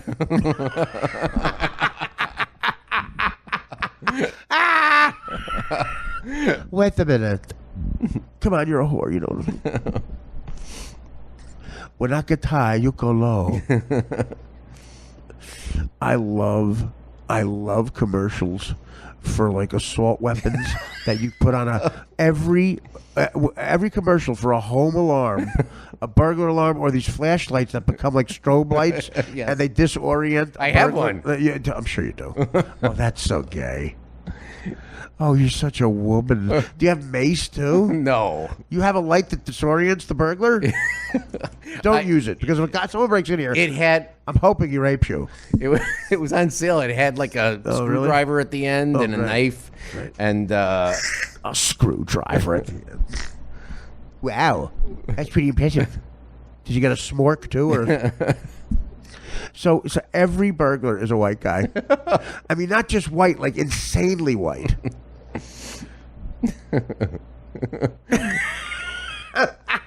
They all look like Ethan Hawke. They must have like a huge casting call in Minnesota. Yeah, we're playing.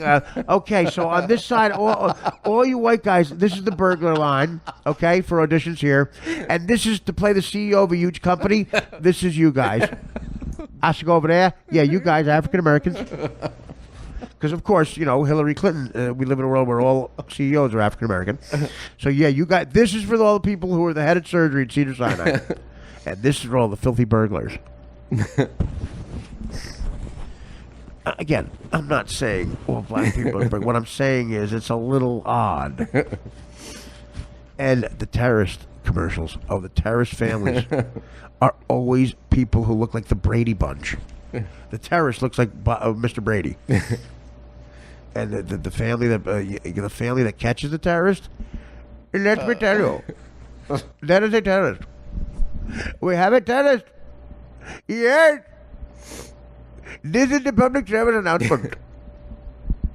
I'm Mr. Khan. Yes, from the convention. What happened to him, by the way? How come he stopped doing the rounds? He got deported, I think. He got deported, of course. He was bullshit. Trump probably paid him off. Hey, listen, shut up, buddy. There's something the fucking safety deposit. What's your price? Well, Mr. Trump, I've thought long and hard about this. No, he got a deal on a condo. Yeah. Oh, my God. We're living in the Trump Tower. The International Tower. I'm fucking Eva Longoria. I told Mr. Trump, do you see the woman I'm banging? Holy living Christ. Good news, Mr. Trump. The doctors say the clinic we put my wife in, she made an expression today. First time in 32 years. She was known as a two-burka.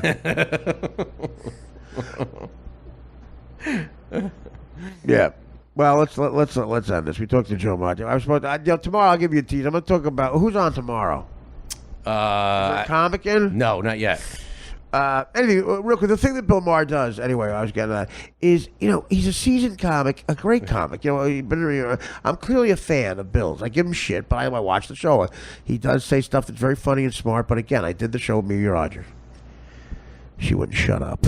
But, you know. This guy's nice rack on her. Yeah, she used to. Eleanor Roosevelt. I'm thinking of her tits now, Eleanor Roosevelt. I can't get out of my mind. Did you ever see that movie where she was the massage therapist? What? Mimi Rogers. Oh, I'm talking about Eleanor Roosevelt. No. Guess what, Dan? No. Oh man. She said nothing of the topless Godfather. the entire movie. I don't give a shit. She's probably a dude. You know, she's got a cock. Maybe. Yeah, so Bill Maher, he laughs over his punchlines. He doesn't have confidence in those jokes. And I'll tell you why, because that specific audience that he gets, which seems like a bunch of communists. I'm kidding. Who am I, Roy Cohn? They you know, it's specifically designed for ultra-liberal California types. And, you know, he's done clubs his whole life. He knows these jokes probably wouldn't laugh. No one would laugh at the fucking Cincinnati Funny Bone. So he's laughing. He goes, you know, Trump was in the news saying, and he can't figure out his hair. Laughs over it. His hair. All right, whatever. I don't know. Get a little confidence in there, buddy. Yeah, so I thought we had a comic on tomorrow. We were going to invite Mark. You had a function, so I didn't know what we were doing. But now you're not doing the function. What function? You had to do something tomorrow night. What? But we canceled it, remember? Oh, you mean the fucking gay guy from... Yeah. Josh, I bullshit. I don't want to do this thing in Brooklyn. I bullshit with this guy. He doesn't listen to the podcast. Let's be honest with our fans. There's that gay guy from Australia. I like the guy, but he wanted me to do the show. I don't want to do it. And because I did something today, and it's in Brooklyn. I went before, and quite frankly, he overrates his show. I mean, he's good, but he calls me up and goes, "Oh, it's Josh, the crocodile hunter, the homosexual crocodile hunter of Australia, the liberal hunter. Good news. I've consistently been number one on the podcast. We've been number one on iTunes for the last 32 weeks. Everyone's number one on iTunes. Yeah, I noticed that. Rick Dorfman, my ex-manager, represents 16 lesbians that all have podcasts that are all number 5 on iTunes. And all of them cost them $100,000 a year to do it. And they all ask you to be guests, I noticed. Of course they do. Here's Rick going, hey, you know about... You ever hear the podcast, Guys We Fucked? No. No, I don't. I don't know about it. Well, it's like number 5 on iTunes every week. Really? Okay. So is this the I don't give a shit section of the conversation? Why? Well, I want you to be on the show. Oh, great. I don't want to be on the show. Then I feel bad. I'm like, okay, Rick. When did you start doing me a favor? Listen to our podcast. Yeah, he has listened to our podcast. Listen to them. But I did their podcast, and they are hilarious.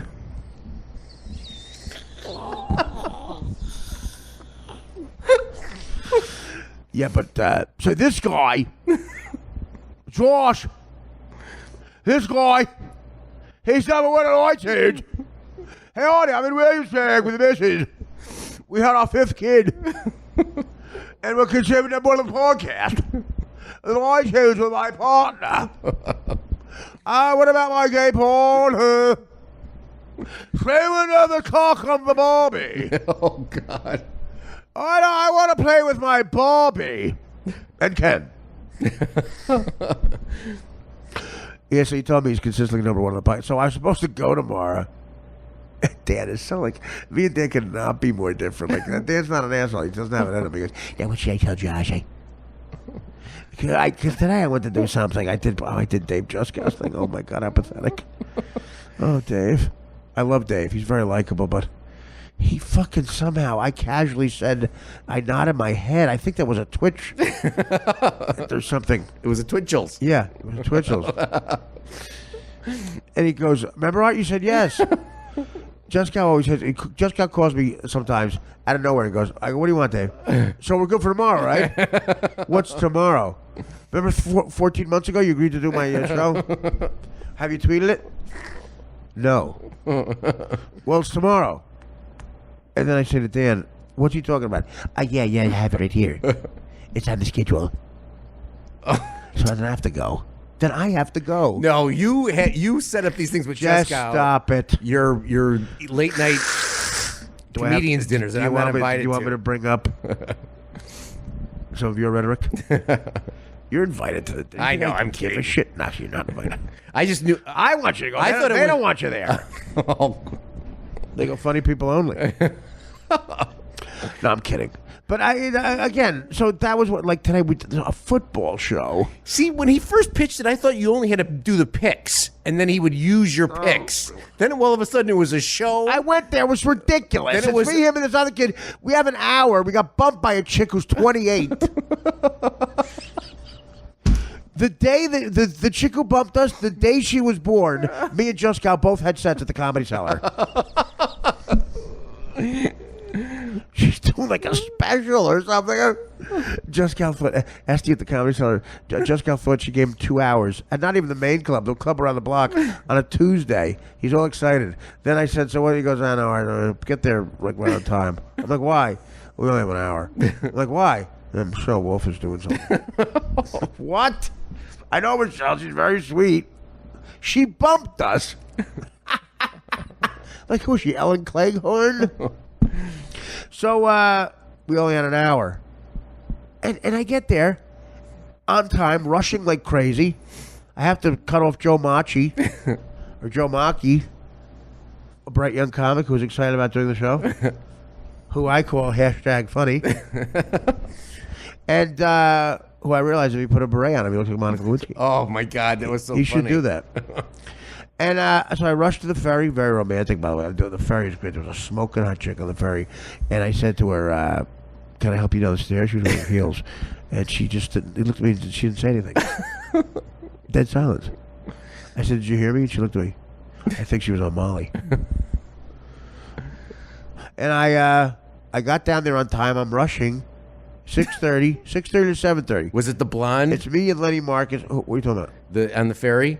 What are you talking about? Because there was a hotline. I was watching you to make sure you made the ferry. Oh, how creepy. I wanted to make sure because I thought, okay, I gotta get the car. You don't watch me when I sleep, do you? No. What if I woke up and Dan was just staring at me? I woke up and Dan's staring at my feet. Oh, just watching your feet. I like to watch your feet when you sleep.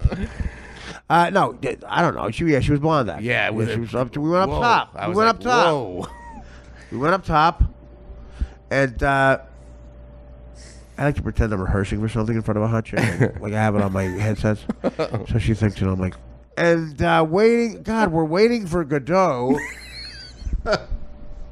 And I rush there, 6:30 to 7:30. Typical Jessica. I get there, and Jessica does a half an hour stand up first. Dead silence. I swear to God, I went up on stage after the stand up, and me, Lenny Marcus, then he brought Rachel Feinstein up. Again, everybody's funny. I love Dave, and I don't know why this crowd was there. It's a Tuesday night, but at the Tuesday at 6:30, who is there? The people at Black Lives Rally, man, the fucking looters are like, we got to go to Just Cow's show. What do they have to do? And the biggest laugh of the night, the couple in the front row were just like sitting there like a painting. And I said, if you Googled direct opposite of fun, their faces would come. And it was live on something. I don't even know. Facebook. Oh. Like that's. I looked it up. You just said like an obscure website. It's something called Facebook, Art. I'm on it. Did you hear it? No, I didn't know it until after. You know why you didn't hear it? Because you're alive. Because you're a person. I get there. Guy put a lavalier mic on me. We're broadcasting live. I'm like, that's the funniest thing ever. You shouldn't lead with the funniest thing ever. You should say that at the end of the show. At the end of the show, you should say, by the way, we put a lavalier mic on these guys. And I did my typical Cleveland lavalier joke. Always kills. So at the end, we do the picks. He's got a puppet named Lacey. There's a puppet of a football. Oh. Named Lacey. Oh, God. Who I got into a fight with. I said to the puppet, I smell dick, did you burp? I gave him a stock line. That shut him up. Deflated football. We're doing Tom Brady material. I did my Cagney Lacey. I did John Wayne Lacey. I was out of shit. And yeah, we do picks at the end. I'm like, Dave, Jessica's like, oh, what do you want? I'm like, I don't know. I didn't pick them last week. We won last week, 7-9. That was the best record. Really? Yeah, 7-9. Then you won. You won nothing. You want a free ticket? I get on the show. The next one he's got to do. Oh, what an effeminate world we live in. We asked. Here's the question. There's trivia questions. Here's the question. Oh, what guy doesn't know this? What team did the Steelers get the immaculate reception against? It's the easiest answer ever. Dan, you have to know it, right? Immaculate reception. You know Oakland. Yeah, thank you. The Raiders. Fuqua. Frankie Fuqua. Coming over the fucking middle. And, not Artie Fuqua. Frankie Fuqua. And, fucking Jack Tatum. Jack Tatum could have just batted the ball down, and he had to fucking try to take his head off. I love that Raider team. Instead of batting the ball down and winning the game, Jack Tatum, the safety, they called the assassin, the guy who paralyzed Darryl Stingley and wrote a book about how he liked doing it. They called me the assassin. I think the cover was a hit he put on Stingley. I think you're right. Yeah, I think it was. It was paralyzed. Because that was a big deal that they were. Absolutely. Yeah. Remember my father saying about that. I'll never forget my father, my old man. I was like 79 going, oh, that's the worst thing ever. He goes, all right, if I ever paralyzed, kill me. And 6 years later, guess what happened?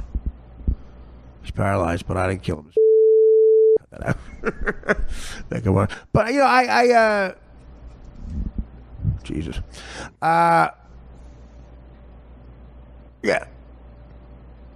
The picture and everything, Jessica, I mean, I love Jessica's very likable. The fans like him, I guess, but, I mean, there's a lot of silence. And, you know, Lenny Marcus is hilarious, a big Giant fan, and Rachel Feinstein showed up as a special guest. She's great and pretty, which is always good. And then there's a deflated football named Lacey. And he kept saying creepy stuff, so I called him John Wayne Lacey. That was the biggest laugh. But Jessica.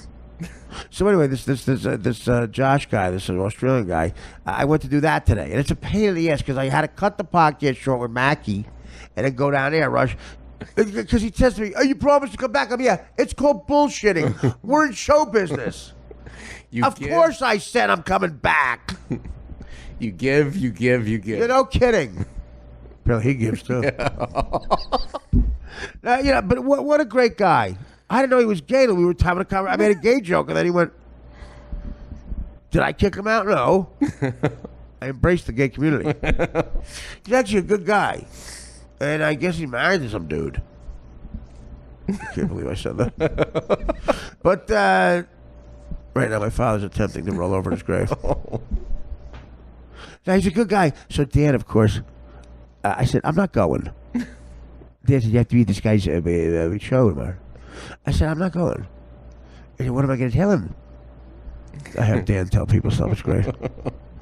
I said, tell him I have to be rushed to the hospital. Really? Yeah. Then I took a shower thinking Dan's going to do it. Did Dan do it? No. I come out because I know Dan's movie. He doesn't want to do it, so he's got the notepad. Should I really tell him that? I'm like, I thought you did. And he goes, what about your mother? I'm like, you want to say my mother got rushed to the hospital? That's not what I said. Yes, it is, dude. No, that's not what I said. You secretly want that because because you're jealous she takes up my attention. No. Your mother called me today with a very nice call. What'd she say? She said...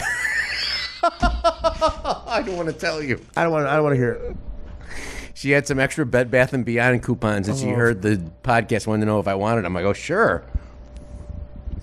I mean, guys, can I rest my case? Once again, I do this every show. Dan, would you like to say something? To the ground. Well, good. That's great, Dan.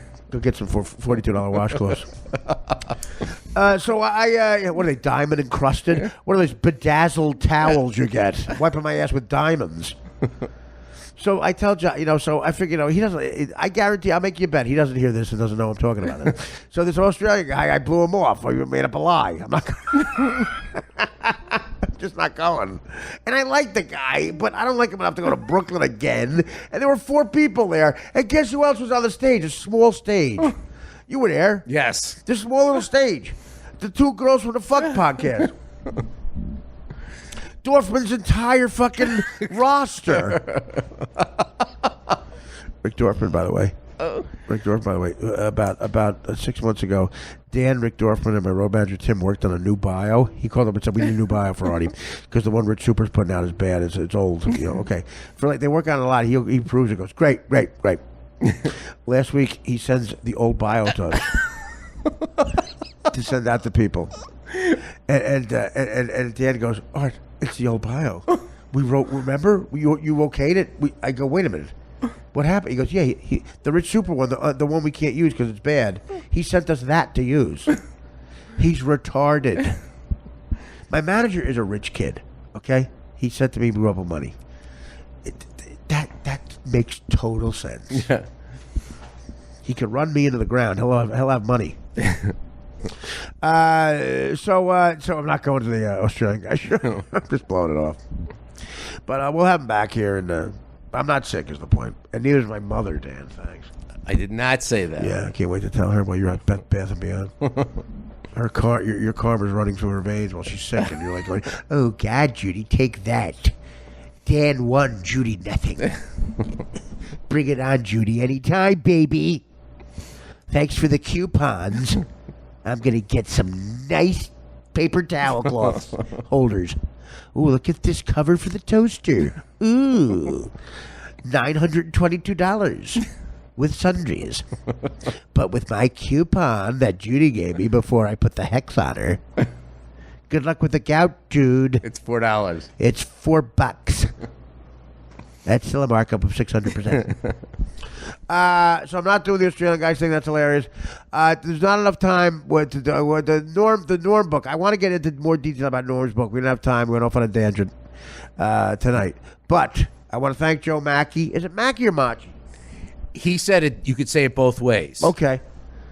But no, Joe. Any chance you get to see Joe Mackey? He's just so fucking funny. And him and Sam Morella kind of a team. And they're 2 of my favorite younger comics. We're both pushing 40. and they're going to come in together at some point. Yes. And if that Josh guy is willing to come here and he's not upset about me lying to him, which I doubt I'll ever hear, this is a good test about how irrelevant this podcast is. He's number one on iTunes. I just wrestled the life out of a crook. Hey, Artie. I just wrestled a stingray. We tagged the stingray that killed my partner, the crook hunter.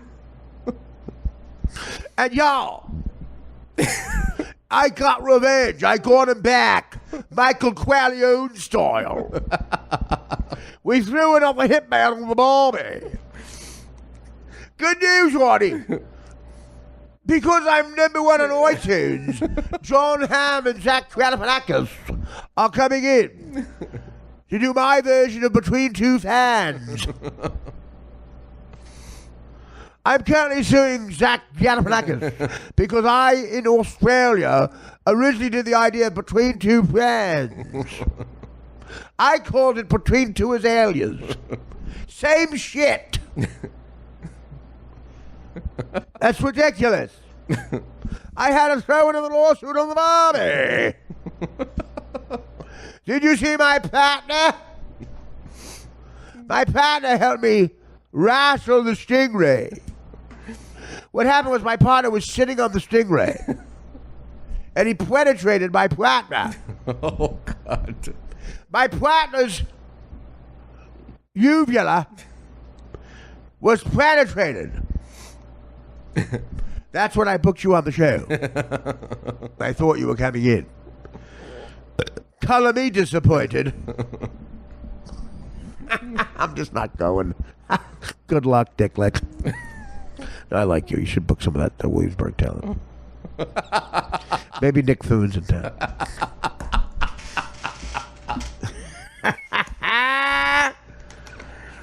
All right. So that's it. So we'll do the Norm book in length tomorrow. I'll ignore somebody. So we don't know who's coming in tomorrow. I think Bosco's going to come in. Oh, Mario. Yeah. Oh, that'll be great. We haven't seen Mario Bosco in a while. He's all worried that every time he's not in for like 48 hours, he goes, "Did I do something wrong?" Yeah, you spoke. We were supposed to go to Sage and Arrows. I blew him off every night. I promised him we'd go a couple times as a practical joke, and he texted me a picture of where like they made out a full space for us, and you go, "Ready for tonight, Artie?" And I just wouldn't text back, and then I think he just was waiting for us. Who did he run into? You wanted us to interview? I have it right here. Jose Feliciano. And that's a perfect friend for him because you can just tell him he doesn't look like that. To Jose Feliciano, Mario looks normal. You sound low. I said he could come in short. You got to bring a guitar, and here's what I want. Feliz Navidad. Feliz Navidad. Feliz Navidad. Terry Bradshaw and Ahmad Rashad. Feliz Navidad.